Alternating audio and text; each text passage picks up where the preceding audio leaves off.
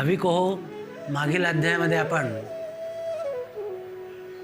जी चंद्रिका नावाची ब्राह्मणी होती, तिने एका दिवसाच्या पुण्य, व्रत उपवासाचं पुण्य त्या तुरीजी या नावाच्या दासीला दिल्यामुळे तिचा कसं 2 जन्मामध्ये उद्धार झाला ते आपण बघितलं. आता आपण मौन भोजनाचं महत्त्व पाहणार आहोत. अधिक मास महात्म्य अध्याय 10 त्याचं निरूपण आपण बघतो. श्री गणेशाय नमः. श्री सरस्वत्यै नमः. श्री गुरुवे नमः. गुरुर्ब्रह्मा गुरुर्विष्णू गुरुर्देवो महेश्वरा गुरु साक्षात परब्रह्म तस्मै श्री गुरुवे नमः. मूकं करोति वाचालं पंगुं लंघयते गिरि यत्कृपातमं वन्दे परमानंद माधवम. गोपाल कृष्ण भगवान की जय. पुरुषोत्तम भगवान की जय. भाविक हो, आज एकादशी आहे. ही पद्मिनी एकादशी आहे. कोणी साधन द्वादशीचं व्रत करीत असेल तर दशमी, एकादशी आणि द्वादशी असं 3 दिवसाचं व्रत असतं. किंवा या पद्मिनी एकादशीचं व्रत जरी केलं तरी ह्या एकादशीच्या व्रताच्या पुण्याने जेवढं महिनाभर आपण व्रत करू तेवढं पुण्य एकादशीच्या व्रत उपासाने आपल्याला मिळतं. हे निर्जला एकादशीसारखं व्रत करायचं असतं. ह्या व्रताचा प्रभाव फार मोठा आहे. असो. जय जय जय रुक्मिणी रमणा कृपासागरा दयाघना तव स्मरणे अघनाशना जाय निरसूर तात्काळ. तुझ्या नामे उपदो प्रेमा येची देई सर्वोत्तमा निशिदिनी आत्मया रामा भजन कडो अक्षयी. आता शक्ती नसे शरीरी भजनही नवे क्षणभरी उसंत नाही या संसारी आठवून अंतरी पाय तुझे. परीन कंठेची काळ चित्ती वाय तळमळ केदवा येईल ओखडी वेळ नेणो कपाळ महाराजा. ऐका श्रोते हो चतुर मलमास महात्म्य थार जे ऐकता पापे अपार भस्म होते क्षणमात्रे. लक्ष्मीनारायण संवाद परिसा होनी सावध संस्कृत भाषेचे प्रबंध प्राकृतावबोध परिसावा. लक्ष्मीरोवाच भगवन् ब्रूहि सर्व मलमास यत्फलम् उपवासस्य सामर्थ्य येषां नास्ति मलिम्लुचे. किं कर्तव्यं नरैस्तेस्तु कथं पापक्षयो भवेत् तद्वदस्व सुरश्रेष्ठ कृपां कृत्वा ममोपरी. लक्ष्मी म्हणे कृपावंता मागे निविदिली उपोषण कथा परिजया अंगी नसे सामर्थ्यता उपाय केवता तया ते. तयाने व्रत केवी कीजय परलोकी कैसिने पाविजय ये विषयी निवेदिये कवण कीजय सार्थक. परी सोनिया ऐसे उत्तर वदता झाला शारंगधर ये विषयीचा तो प्रकार श्रवण कीजय शुभानने. श्रीकृष्ण उवाच शृणु देवी प्रवक्ष्यामि व्रतं पापप्रणाशनं येषाम् उपोषणे शक्तिर्नास्ति किंचिच्च भक्षणे. तैरैकभुक्तं कर्तव्यं हविषान्नेन नित्यशा तथा मौनञ्च कर्तव्यम् अनन्तफलमीप्सुभिः. विष्णुवदेते अवसरी शक्ती नाही जयते शरीरी तयाचे व्रत श्रवण करी कवणपरी आचरावे. तयाने करावे अविषान्न वरी एकभुक्त करून भोजन करावे मौन्य धरून नसे अन्य साधन पै. मौन्य भोजन ऐसे पायी साधन दुसरे नाही नाही तेणे माते जिंकिले पायी ऐक नवाई आणिक. मौने पापाचा क्षय मौने प्राप्त होय मौने सर्व शांत होय निरसुनी जाय सर्व अरिष्टे. मौने कलाची हानी मौने आयुष्यवर्धिनी मौने सौख्यादे पावनी भोजने मौन्य सादर. त्रिकार्याते असावे मौन्य, स्नान होम आणि भोजन, याचे फळ करी श्रवण, अति आदरे करुनिया. मौन केलिया स्नान, कांती सुंदर तेजस्वी पूर्ण, आणि होय श्रीमान, करी स्नान मौन्येसी. होम करिता मौन्य करून, आयुष्य वृद्धी होय जाण, आणि काही साधन करिता भोजन मौन्यासी. स्नाने संतुष्ट होय जाण, अग्ने संतुष्ट होमे करून, मौन्य करिता भोजन, स्वय नारायण संतुष्टे. प्रसन्न होता वरुण, दिव्य कांती होय तेणे, होम करिता मौन्य करून, श्रीवर्धमान अग्नी करिता. नित्य भोजन करिता मौन्य, सायुज्यता पावे तेणे, ऐसे मौन्य भोजनाचे कारण, केले कथन सकळिका. पंचप्राणा उनी करिता, बोलो नये सर्वता, संपूर्ण भोजन करिता, पापे नासती समूळ. ऐसे भोजन करिता पायी, तया ते प्रायश्चित्त आणिक नाही, प्रायश्चित्ते पापदहन होई, हा निर्णय शास्त्रीयसे. मौने भोजन करिता, आणिक प्रायश्चित्त न लगे तत्वता, पापे भस्म होती जाणता जाणता, नसे असत्यता हे वाणी. ऐसे प्रतिदिन जयाते घडत, त्या एवढा नाही पुण्यवंत, तयावरी मलमास झाला प्राप्त, तरी अधिकाधिक पै. लक्ष्मी विचारते देवाला, हे परमेश्वरा, तुम्ही आतापर्यंत उपवासाचं सामर्थ्य सांगितलं,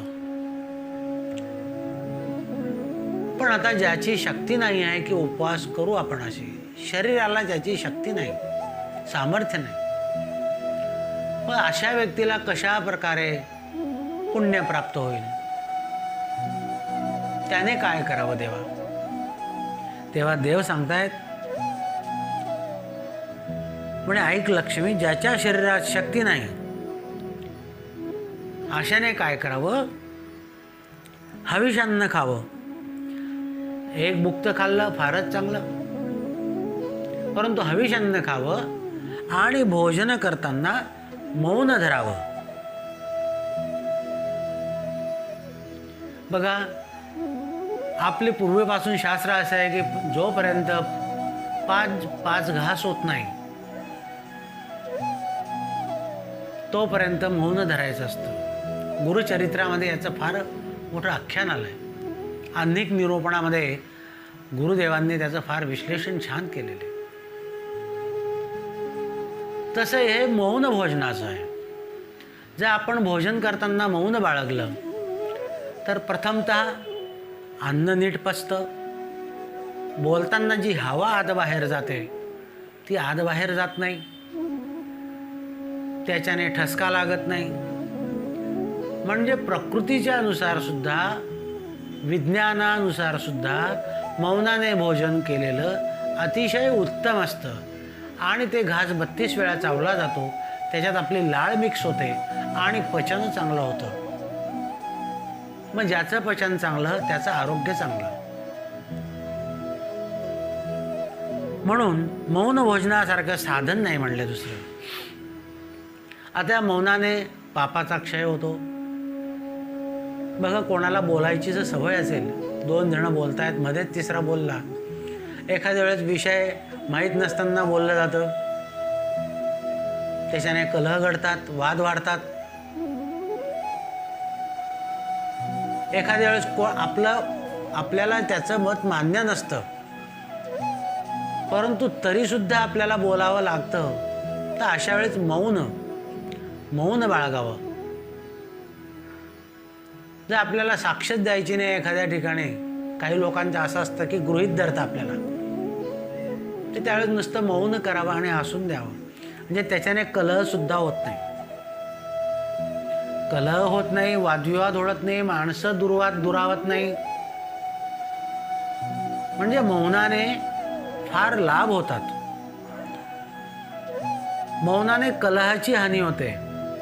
मौनाने आयुष्यवर्धन होतं. आपण जेवढं बोलू तेवढे आपली शक्ती वाया जाते. आणि जेवढं मौनाने देवाचं नामस्मरण करू तेवढं आपलं एकाग्रता, एक शक्ती वाढते, प्रतिकार शक्ती वाढते. आता मौन 3 कार्यामध्ये मौन विशेषत्व सांगितलेलं आहे. एक स्नान करताना, एक होम करताना आणि एक भोजन करताना. हे 3 वेळेस तरी तुम्ही मुख्य पाळले पाहिजेत. स्नान करताना आपण जर मौन पाळलं तर प्रत्यक्ष वरुण देवता, जलदेवता आपल्यावर प्रसन्न होतात आणि आपल्याला कांती आपली तेजस्वी करतात. शरीरावर येणारे, त्वचेवर येणारे विकार सुद्धा नष्ट होतात. होम जो आहे, आपण होम करताना कुठलाही जर आपण मौन बाळगलं तर अग्निदेव प्रसन्न होतो. आणि मौनाने भोजन केलं तर म्हणले लक्ष्मी, त्याला मी स्वतः प्रसन्न होतो म्हणले. मौनाने भोजन करण्याचा एक गोष्ट अशी आहे की जी अन्नपूर्णा आहे आपल्या समोर, आपण तिचा आदर केला पाहिजे. दुसरी गोष्ट, मौनाने भोजन जर आपण केलं म्हणजे गप्पा करताना केलं तर तो त्रासदायकच असतो. त्या अन्नाकडे आपलं लक्ष नसतं. आणि मौनाने भोजन केलं तर त्या अन्नपूर्णेचा आदर राखला जातो. म्हणून तो परमेश्वर प्रसन्न होतो आपल्याला. असं नित्य तुम्ही भोजन करताना मौन जर पाळलं तर सुद्धा तुमचं आयुष्य वाढतं म्हणले. पंचप्राणावती आपण 5 घास टाकतो, चित्रावळ घालतो. अशा वेळेस तरी आपण 5 मौन बाळगलं पाहिजे. 5 घास घेताना सुद्धा मौन बाळगलं पाहिजे. असं तुम्ही 1 महिना जर केलं तर तुम्हाला त्याचं पुण्य प्राप्त होतं आणि प्रत्यक्ष परमेश्वर प्रसन्न होत असते. दशमी द्वादशी तिथी पायी, पौर्णिमा अमावस्या तेही, वरिष्ठ तिथी हाय, शास्त्री नरवा बोलिल्यासे. इतक्या तिथीवरून पर्व काळ टाकीजे ओवाळून, व्यतिपात वैधृती कल्याणी, इतके वरून ओवाळीजे. प्रत्ययी जरी घडेन स्नान, अथवा ब्राह्मण पूजन, नक्ता अथवा मौन भोजन, दीपदान यथाविधी. न घडे अपुपादी दान, न घडे ब्राह्मण भोजन, सत्पात्री न घडे गोदान, तेची लक्षण ऐकपै. इतके न घडे जरी त्रिरात्र व्रता ते स्वीकारी, स्नानदान बरे व्यापरी, नक्त करी मौन भोजन. यासी तो वेचावे न लागे काही, कष्ट करावे स्वदेही, तेने तुष्टमान शेषशाही, पर्व सर्व ही कुलकल्याण. हेचे व्रत नारद केले, तयाने प्राप्त झाले, सत्यवती नाथी सेविले, विश्वामित्रादी भले मुनींद्र. यांनी केले मौन व्रत, तरीच पावले ब्रह्मत्व, ऋषीमंडळी माझे महत्व, प्राप्त झाले तया ते. आधी जमलमास उत्तम, त्याही वरी द्वादशी पर्वनेम, बरी पौर्णिमा उत्तमोत्तम, कैसारा हे पापलेशा. सकळ दान केलियाचे फळ, अथवा तीर्थ केलियाचे फळ, किंवा पुरश्चरण मंत्रमंडल, किंवा दिदले पृथ्वीदान. इतकंही घडता एकीकडे, मौन्य भोजन जया ते घडे, तरी ना तुळे तया ते न घडे, सांगतो रोकडे श्लोकाधारे.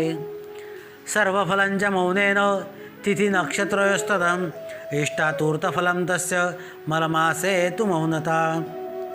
मौनव्रते ततो धन्य, स्नाने वै भोजनार्जने, आजन्मतः कृतपापान्मुच्यते नात्र संशया. उपवासेन यत्पुण्यं जायते शतसंवत्सरात्, तत्पुण्यं लभते देवी, मौनेनैकेन मानवे. मासवरी उपोषण करिता पायी, शतसंवत्सराचे पाप जाय, एक पर्वणी मौन्य भोजन होय, तरी लाभ पाहे तितकाची. तयावरी पौर्णिमा तिथी, स्नानदान घडया तिथी, वरी मौन्य भोजनाची रीती, नाही गणती पुण्याते. ये विषयी पुरातन इतिहास, श्रवण कीजे सावकाश, बोलता झाला जगतीश, त्याच्या भावार्थ परिसतो. मग अशा प्रकारे दशमी, द्वादशी, पौर्णिमा आणि अमावस्या ह्या सर्वात मोठ्या तिथी आहेत म्हणले. हा सर्वात महत्त्वाचा पर्वकाळ आणि त्यामध्ये व्यतिपात, वैधृती आणि कल्याणी तिथी येते. ह्या तिथ्या याच्यामध्ये तुम्हाला तुम्ही स्नान घडलं, ब्राह्मण पूजन केलं, नक्तभोजन, मौनभोजन, दीपदान यथाविधी घडला. जर तुमच्याकडून अपूपदान केले गेले नाही, ब्राह्मण भोजन नाही घडलं, सत्पात्री काही दान नाही केलं गेलं, तरी एवढंच पुण्य तुम्हाला या त्रिरात्रव्रताने प्राप्त होतं म्हणले. नक्त मौन भोजन नाही घडलं. आता तुम्हाला फक्त हे मौन भोजन जर घडलं तर याच्यात तुम्हाला कष्ट काय करावे लागतात. त्यामुळे तुम्हाला परमेश्वर महाविष्णू प्रसन्न होतात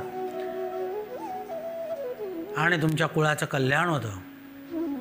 पूर्वी हे व्रत नारदाने केलं, सत्यवतीने केलं आणि विश्वामित्रांनी सुद्धा केलं. आणि विश्वामित्रांनी केलं तेव्हा त्यांना ब्रह्मत्व प्राप्त झालं म्हणले. आधीच मलमास उत्तम, त्यामध्ये हे पर्व सांगितलं. हे पर्व द्वादशी, पौर्णिमा, वैधृती, व्यतिपात हे सर्वात महत्त्वाचे पुण्य म्हणले. तुम्हाला म्हणले महिनाभर उपोषणाचं, स्नान केल्याचं, तीर्थस्नान केल्याचं जेवढं पुण्य मिळेल तेवढं या मौन व्रताने तुम्हाला प्राप्त होतं म्हणले. याविषयी तुम्हाला एक इतिहास सांगतो, ऐका म्हणले. ये विषयी पुरातन इतिहास श्रवण की जय सावकाश, बोलत झाला जगदीश त्याच्या भावार्थ परिसपै. पूर्वे अवंती नगरी जाण, वेद शर्मा नामे ब्राह्मण, तपोते जय दैदीप्यमान, सूर्यनारायण दुसरा.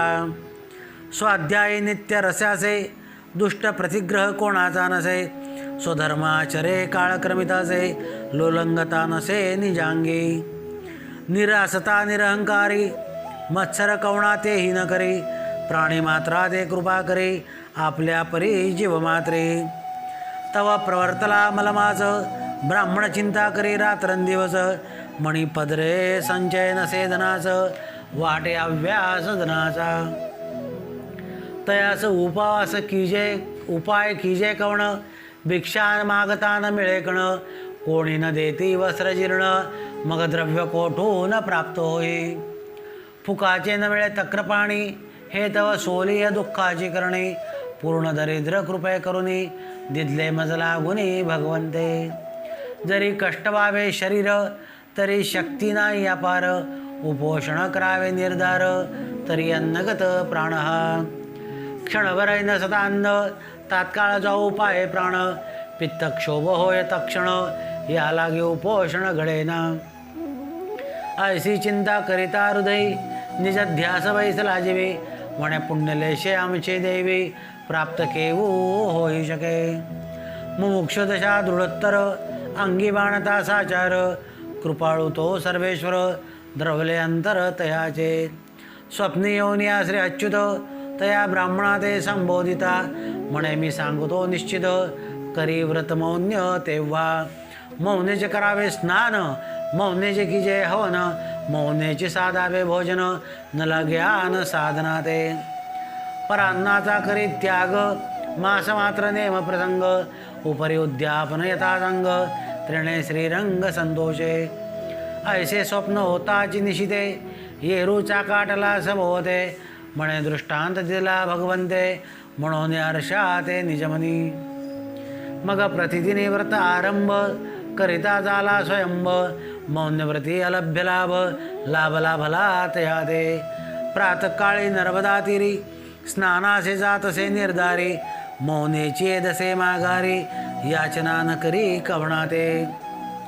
करोनी देव देवतार्चन, विधियुक्त जपानुष्ठान, सारोनिया होम हवन, नक्तोपोषण करीतसे. अस्तमानी करी भोजन, स्वपंक्ती अतिथी जाण, परी स्वप्न वचने भावार्थ धरून, करी आचरण मौनेसी. धन्यते सांसारिक जन, जया जय घडते अतिथी जाण, नको देवा ऐश्याची जिणे, असाक्षी तया ते. ऐसा नवे वेद शर्मा, कर्म करिया कर्मा सदा सर्व काळ सर्वोत्तमा भजना प्रेम अगम्य संपूर्ण भरता एकमास उद्यापन करी सायास चित्ती धरुनी अति अव्यास मौन व्रतास संभविले तया व्रता प्रभावे करून आरोग्य कांती वर्धमान जरा मृत्यू दूर होऊन पावे निर्वाण पदाते एवं नानाविध भोगा वरामत्तो हि चार्थिता दत्ता मया सुमनसा व्रतेन परितोषिणा मग तया विप्रा लागी पायी संतोषोन शेषशायी विमानान विले लवलाई उद्धरून नेला वैकुंठा इंद्र करी तसे सन्मान आपणा निकट बैसवून स्वर्गसुखाची भोग संपूर्ण भोगिता झाला स्वयंपै तो ब्राह्मण अद्यापवरी स्वर्गलोकी वास करी साक्ष घेई जय श्लोकांतरे नसे वैखरी अप्राण धन्यश्च कृतकृत्यश्च येनेदं व्रतमुत्तमं मौनादिकं कृतं विप्र तस्येदं फलमीदृशा इंद्रस्तमाह संपूज्य देहि मे किञ्चिदीप्सितं मौनव्रतेकदिनजं फलं कृत्वा कृपां मयि स विप्रोऽद्यापि वैकुण्ठे वसते बहुसाङ्ख्यभाग एवं कृत्वाधिके मौनव्रते किं लभते नवे ऐसा तरला वेदशर्मा म्हणून श्रवण केले तुम्हा या लागी भाविको धरुनी प्रेमा हृदय पुरुषोत्तम ध्यायी जय संकल्प विकल्प करून दूर मिथ्या जाणून संसार हृदय चिंता रघुवीर नेतसे पैल पार दासाते जयाचे नाम घेता जाण जळी तरले ओ पाषाण ते देव निर्जीव की हो जाण परिमहिमान नामाचे मग मानव देह तो स्वजीव केवी न तरे पावो परी एकनिष्ठे विण देव केवी पावो दासाते पूर्ण भावार्थ विण सर्वता कृपाज्ञेची अनंता या लागी श्रोते हा तत्वता आचरावे व्रत निजनिष्ठे परमसाधारण हे व्रत आयुष्य ऐश्वर्य आरोग्य प्राप्त कृपा करून श्री भगवंत निवेदिले आदरे परमसाधारण हे व्रत तव भगवत भजनाची अव्यर केवी करावा साचार अव्यरिता तयाचे उत्तर मग होय निष्ठुर दासाते पा उदरा लागी नीच सेवन करावे लागे जीवित्वार्पण येथे केचित पडता न्यून शोभे दारुण सेवकाते आणि आपुली जी कांता पतिवचनाते अवेरिता मग तो कोपे ती वृता करी लत्ता प्रहारते पै ऐसे विचारून मानसी हा तो स्वामी त्रैलोक्यवासी अमान्य होता तयाच्या वचनासी तरुणोपाय कैसेनी पावला म्हणून प्रार्थितो बद्ध असती विन्मुख व्हावे भगवंती हेची सांगणे पुढती श्रोत्यादरी आदरे पै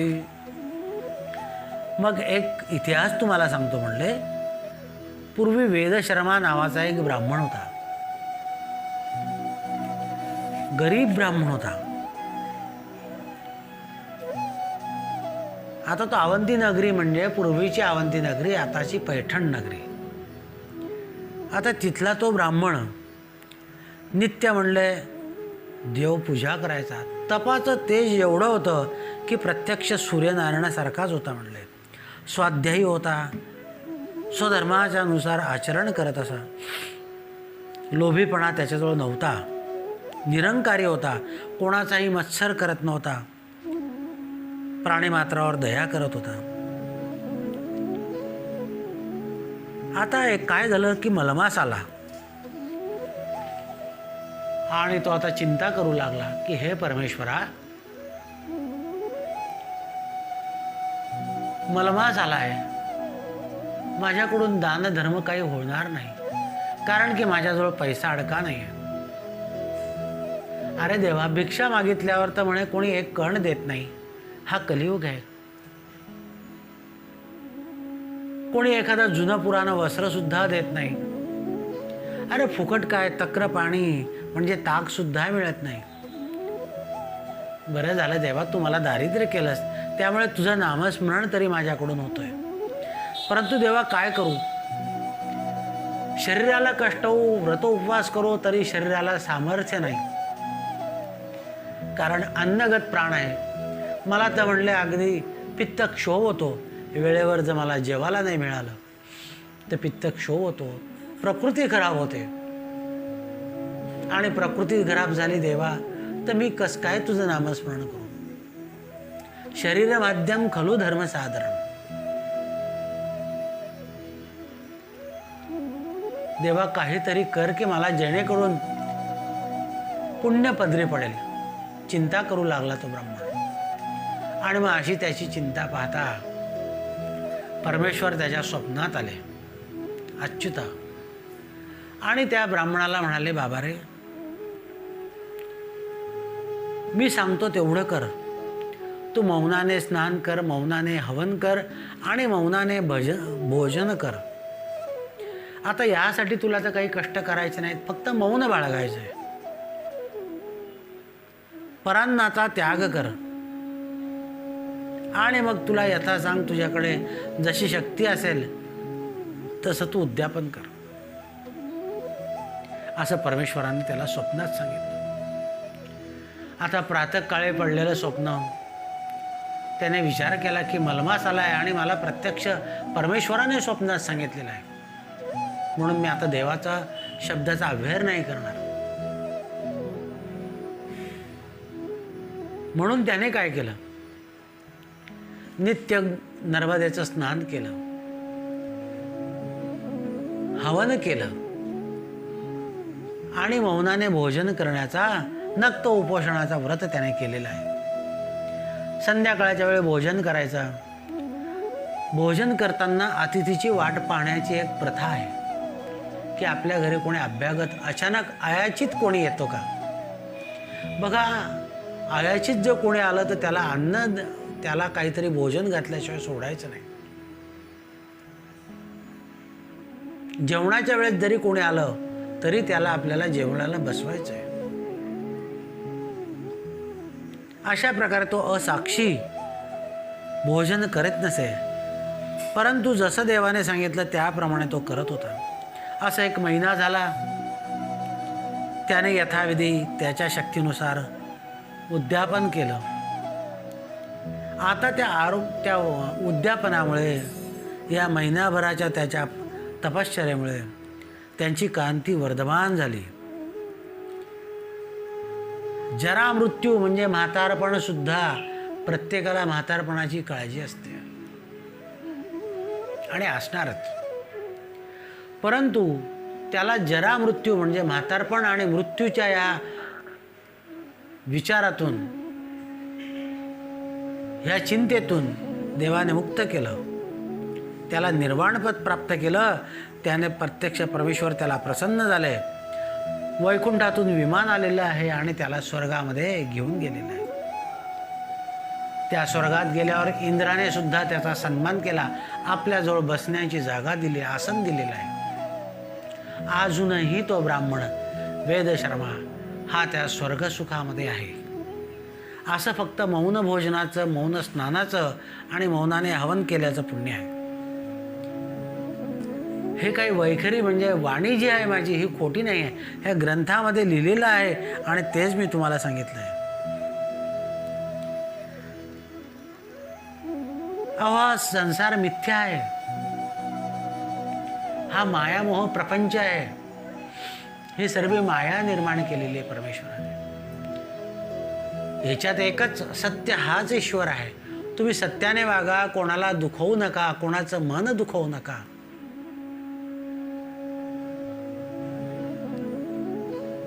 आणि ह्या मानव देहामध्ये तुम्ही तुमचं कल्याण साधा. बघा, आज नुसतं राम नाव लिहिल्यावर शिळा त्या समुद्रामध्ये तरुण जात आहेत, तेव्हा आपण तर सजीव आहोत. आपण देवाचं नाव घेतल्यावर आपण का नाही तरणार? जर निर्जीव वस्तू तरू शकते तर आपण नाही का तरणार? परंतु मनामध्ये शुद्ध भाव पाहिजे. तुम्ही त्याचा नित्य नेमाने नामस्मरण केलं पाहिजे, त्याची आठवण केली पाहिजे. यासाठी काय लागतं? अहो, देवाचंच नाव घ्यायचं आहे ना.